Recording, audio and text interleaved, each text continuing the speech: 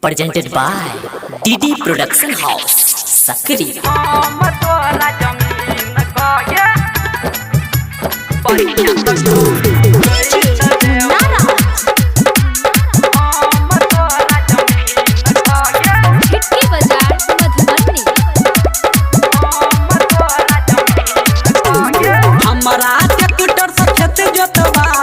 एक बेर खेत में फार घुसवाल हमारा ट्रैक्टर से खेत जोतवाल एक बेर खेत में फार घुसवाल फ्री में जई त देबौ छौरी कहै छियौ हम दिन का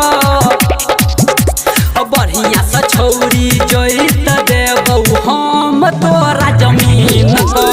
बढ़िया से छौरी जई त देबौ हम तोरा जमीन का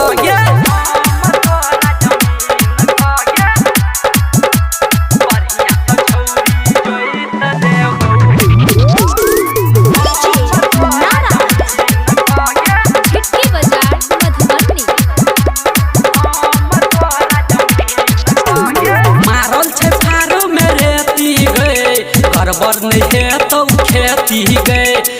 देव छौरी तोहर काम चले छे देसी हमर नाम मारल छे फारो में रेती गए गड़बड़ नहीं है तो खेती गे देव छौरी तोहर काम चले छे देसी हमर नाम मस्त लगै छे जब आबै छे साड़ी पीन बढ़िया से छौरी जोई त देबौ हम तोरा जमीन का बढ़िया से छौरी जोई त देबौ हम तोरा जमीन का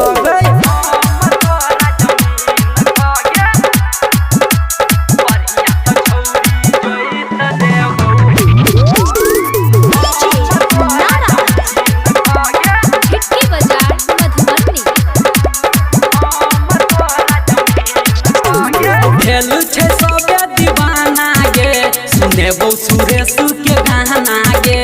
ढेर दिन से पड़ल छ परती गे खेल भजे तो धरती गे खेलू छे सबे दीवाना गे सुनेबो सुरेश के गाना गे ढेर दिन से पड़ल छ परती गे